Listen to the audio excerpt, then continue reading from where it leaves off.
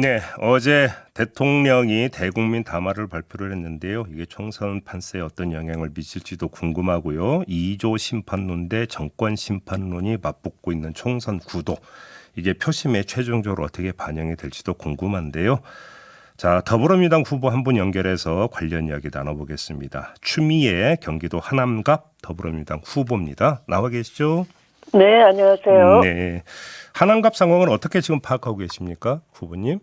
네, 제가 유세를 본격적으로 하면서 음, 시민을 만나는데요. 네. 정권 심판론의 바람이 거세게 불고 있다라는 것을 음, 체감하고 있습니다. 그래요. 그 상대 후보가 이제 국민의힘의 이용 후보잖아요. 네, 이용 후보가 이제 그 자신은 2015년 하남시에 처음으로 내 집을 마련했다 이러면서 하남시와의 인연을 강조를 하면서 네. 추미애 후보를 두고 하남을 쇼핑하듯 찍어서 왔다 이렇게 비판을 하던데 어떤 말씀 주시겠습니까? 우선 2015년에 그 후보가 하남시에 처음으로 내 집 마련했다라고 하면서 하남과의 인연을 강조했는데요. 네. 이것은 아마 허위사실 유포에 해당하지 않을까 싶습니다. 왜요? 이용 후보는 네. 작년 4월에 네. 송파갑 공천을 받기 위해서 음, 송파로 이사를 했다 하는 중앙일보 기사를 봤거든요. 음, 저는 여기까지만 얘기하겠습니다. 네네. 네, 하남은 한강 상류에 있는 한강벨트의 전략적 요충지죠. 게다가 음, 하남갑은 여권 강세 지역이고 네. 또 스윙포트 지역이었습니다. 바람을 잘 타는 데죠. 음, 그래서 저를 이곳에서 뛰라고 전략 공천을 당해서 한 것도 네. 이 하남의 중요성을 충분히 인지하는 음. 전략적 판단이었다라고 생각합니다. 알겠습니다. 이용 후보 같은 경우는 제1호 공약으로 하남시의 서울 편입을 꼽았던데, 네, 근데 후보님은 오히려 제 그 1호 법안으로 개헌을 하고 싶다고 이야기를 했어요. 어떤 네, 뜻입니까? 네, 네. 우선 윤석열 정권 심판론이 거세게 불고 있고 네, 또 국회가 좀 똑바로 견제해라 음, 하는 그런 요구가 있는 거죠. 네, 그래서 네, 각종 민생 법안도 그렇지만 특히 그 본인 가족의 이 특검 거부 법안을 보면서 음, 이해 충돌 사안에 대해서 대통령이 어, 무분별하게 거부권을 남용을 하는 것을 막겠다 하는 것을 네, 정권 심판론의 원을 들여드리기 위해서 음, 그렇게 한 것이고요. 음, 물론 지역 발전을 위한 일호 공약도 역시 저도 네, 미래의 신도시가 원래 탄생부터 네, 3개 도시로 쪼개져서 음, 잘못 시작이 됐기 때문에 네, 생활의 고통과 교통 불편이 말이 아니죠. 음, 그래서 그걸 해소하기 위해서 즉각 위례를 그 송파구에 편입하는 법안을 발의하겠다 이렇게 음, 말씀드리고 있습니다. 알겠습니다. 그 후보님과 관련된 하나만 질문 더 드릴게요. 저희가 지난주에 이뉴한 국민의 미래 선대위원장하고 인터뷰를 했는데 네. 이뉴한 위원장이 어떤 말씀을 했냐면 윤석열 정권 탄생에 기여한 인물은 추미애 조국 두 사람이다. 이런 식으로 이야기를 했거든요. 어떤 말씀 주시겠습니까? 윤석열 탄생의 1등 공신은 친검 언론인 거죠. 음, 언론도 그 경영상의 이유라든가 뭐 광고주 때문에 그 제대로 검찰을 비판하지 못하고 음, 스스로 제갈 물린 채로 공포를 느꼈는지 예, 캐비넷 털릴까봐 뭐 무서웠는지 음, 진실 체크하지 않고 사실 보도하지 않았습니다. 그래서 음, 1등 공신은 저는 친검 언론이라고 보고요. 음, 조국 대표야말로 국민들 보기에 안쓰러울 정도로 당하기만 하신 분입니다. 음, 그런 윤석열 검찰과 제대로 싸운 사람은 사실 저 혼자였어요. 그 내용 자체를 민주당도 잘 몰라서 예, 준 갈등이다 이렇게 개구리 합창하듯이 그렇게 네, 위축돼 있었고요. 음, 네.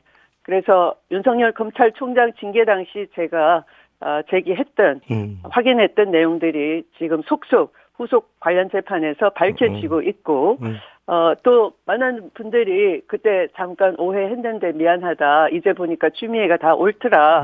이런 말씀도 실제 주시고요. 네네, 만약 언론이 충실하게 그때 제대로 중심을 잡고 보도를 했더라면 지금의 윤석열 대통령은 탄생되지 않았을 겁니다. 국민이 그런 선택하지 않았을 겁니다. 알겠습니다.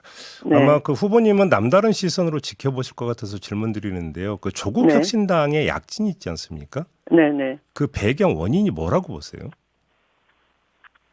저는 이 윤석열 검찰 독재 정권 2년을 겪으면서 예. 그 제대로 개혁하지 않았던 몸살이는 민주당에 대해서도 사실은 개혁하는 깃발을 높이 들 수 있는 말처럼 개혁해낼 그런 세력을 찾고 있는데 딱 그 시점에 맞물려서 네. 조국 그 대표가 당을 출범을 해서 그 기대를 모았다라고 생각하고요. 예. 그러나 민주당은 또한 검찰 개혁뿐만 아니라 민생을 챙기고 또 수권 정당으로서의 외교 현안이나 여러 사안들을 두루 포괄해야 되는 수권 정당이기 때문에 예. 또 검찰 개혁 깃발만 전면에 내세울 수 없다는 한계도 있는 것이죠. 물론 저 같은 사람이 하겠지만 최전방에서 하겠지만 예. 네, 그런 그 민심의 반영이다 이렇게 생각합니다. 그러면 검찰 개혁 이야기를 했으니까 하나만 질문을 더 드리면 만약에 의원님이 원내 이제 다시 진출을 하시게 된다면 네. 입법으로 지금 추진해야 되는 검찰 개혁 방안이 뭐라고 생각을 하시는 거예요? 제대로 그 수사 기소 분리를 원칙적으로 하는 겁니다. 그런데 지난번 국회의장 박병석 의장이 그 등중을 헷갈려가지고 네. 이제 사실은 수사권을 인정해버리고 한동훈 장관이 그걸 또 악용을 했지 않습니까? 시행령을 통해서. 그래서 수사 기소 분리를 제대로 완전하게 해내는 것. 그래서 수사청 신설이라든가 기소청 신설이라든가 이런 법안들을 이미 남양주의 김용민 후보가 네. 공약을 제시를 했고요. 예. 그걸 그대로 이행하면 되는 것이지 뭐 하늘에서 뚝딱 떨어지는 게 아닙니다. 강단 있게 하면 되는 겁니다. 쫄지 않고 하면 되는 겁니다. 방안은 나왔고 추진만 하면 된다. 네. 알겠습니다.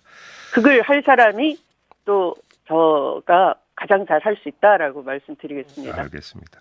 네. 총선 전체 판세에 미치는 영향과 관련해서 어제 윤석열 대통령이 대국민 담화 발표했잖아요. 네네. 어떻게 평가하세요? 지금 세 번째 대국민 담화였는데 이때는 참사는 짤막하게 2분짜리 진심이 하나도 없었고요. 두 번째는 부산 엑스포 유치 실패 정말 외교 실패이고 네네. 국민을 속인 것인데 10분 담화로 끝냈는데 네. 어제는 아주 길게 한 50여 분을 하셨는데 예. 다 아무 내용이 없이 그냥 내가 옳다라는 고집만 보였어요. 그래서 뭐 의대 증원 2,000명도 합리적 근거가 있다 이렇게 고집을 부리시는 바람에 관련 종사자들도 강력하게 반발하고 있고 예. 그러니까 또 대통령실이 정원은 그 의협에서 적정한 안을 주면은 또 참고하겠다 뭐 이런 식으로 한 발 후퇴하기도 하고요. 뭐 대통령이 앞서서 실수하면 대통령실이 주워 담는 그런 모습을 반복하고 있는데 신뢰가 하나도 안 가죠. 예. 그러면 오히려 이것이 총선 민심에 악영향을 줄 거라고 보세요? 그렇습니다. 어떤 문제를 만져도 무능하니까 제대로 할 줄 아는 게 없죠. 예. 물가 잡으라고 하니까 대파를 875원 그래가지고 농심도 울리고 물정 모른다는 것을 들통내버린 것처럼 이 의료계 문제도 의료 공백을 해소하라 한 것인데 오히려 문제를 더 키워서 대통령이 의료 공백을 초래하는 거잖아요. 그래서 할 줄 아는 게 하나도 없구나 이렇게 국민들이 이제 실력을 알아챈 것이어서 네. 3년을 온전히 윤석열만 믿고 가다가는 나라가 절단나겠다. 폭망하겠다 이런 위기감이 있는 겁니다. 실제. 그래요. 네. 근데 지금 국민의힘 같은 경우는 2조 심판론을 계속 이야기를 하고 있고 한동훈 비대위원장 같은 경우는 이재명 대표의 이제 그 범죄 혐의라든지 훈수 욕설이라는 이런 것들을 계속 유세 과정에서 이제 이야기를 하던데 이건 어떻게 평가를 하십니까? 이미 대선 전에 다 우려 먹었고요. 예. 사실 2조 심판론 그러는데 아니 뭐 국민의힘 그 비대위원장이 그 대법원 위에 있는 사심을 하겠다는 겁니까? 그러니까 그 당에서는 이러더라고요. 마피아도 부인과 자녀는 안 건드린다 그러는데 이미 사법부 검찰 권력을 이용해서 충분히 박해했지 않습니까? 잔인할 정도로. 그러니까 마피아보다 못한 짓을 했는데 뭘 심판하겠다 그러면 사심을 하겠다라는 것인지 그 말 자체가 참 그 적반하장식인 것이고요. 오히려 중대범죄 가족을 두신 분은 대통령 현재 대통령 윤석열 대통령 아닙니까? 또 한동훈 자신이기도 하고요. 주가 조작 혐의를 받고 있는 배우자 김건희 씨가 있고 또 장고정명 위조로 실형을 복역 중인 장모가 있는 대통령이고요. 예.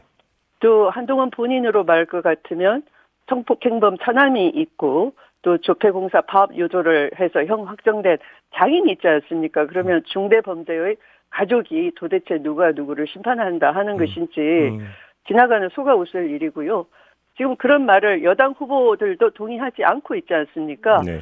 지금 대통령이 해야 할 일은 무릎 꿇고 석고대죄 해야 된다라고 뛰고 있는 그 여당 후보가 얘기하고 있고요. 또 내각 총사퇴해라 이러지 않습니까? 네네. 아무리 국민의 입을 틀어막고 또 쫄아서 그 국힘당들은 입을 다물고 있었지만 이제 지역에서 후보로 뛰다 보니 거센 민심을 느끼고 그렇게 말하기 시작하는 것이죠. 알겠습니다. 네. 민주당으로 좀 돌아와서 양문석 후보의 자녀 불법 대출 의혹이라든지 양부남 공영훈 후보의 자녀 이제 증여 문제라든지 김준혁 후보의 어떤 그 부적절한 발언 논란 이런 것들이 좀 불거진 상황인데 네. 혹시 이런 게 이제 그 당 전체에 다른 후보들에게 영향을 미치진 않을까? 이 점도 좀 점검을 해봐야 될 것 같은데 어떻게 파악하고 계십니까? 이 부분은 저는 그 당의 대표인 이재명 대표가 지금 윤리감사를 지시를 했기 때문에 네. 제대로 과정이 나올 것 같고요. 또 어제 양문석 후보 본인도 그 대출금을 갚기 위해서 아파트를 팔겠다 이렇게 사안을 심도 있게 인지를 하고 있고 또 거기에 대한 또 스스로 해결책도 내놨기 때문에 좀 지켜봐야 할 것 같습니다. 알겠습니다. 마지막 질문을 좀 이걸로 드려야 되는데 이건 질문의 전제가 두 가지가 먼저 달성이 돼야 되겠죠. 의원님이 승리하셔야 된다라는 전제와 네네. 민주당이 원내 일당이 돼야 된다는 전제가 일단 그 충족이 돼야 가능한 이야기지만 네. 보도를 보면 후보님이 차기 국회의장 후보 가운데 한 명이다 이런 보도도 나오고 있던데 네. 이런 보도는 어떻게 받아들이십니까? 그것은 의회 권력까지 윤석열 검찰 정권에 넘기면 안 된다. 그러니까 그냥 다니면 후보님 파이팅 뭐 이러는 게 아니라 꼭 이겨주세요. 안 이기시면 안 됩니다. 이렇게 막 의무를 던지는 거죠. 그래서 그건 위기감, 절박감의 표현이다 이렇게 생각하고요.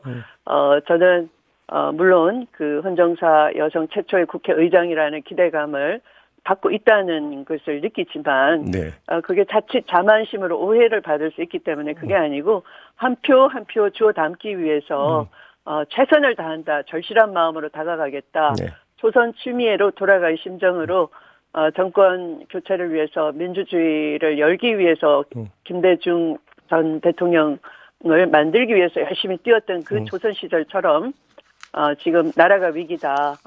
국민을 지키겠다. 그 마음으로 정말 절실하게 뛰고 있습니다. 그러니까 간단히 얘기하면 아까 얘기했던 그 두 개의 전제가 만약에 실현이 된다면 굳이 사양은 안 하겠다 이런 말씀으로 이해를 해도 될까요?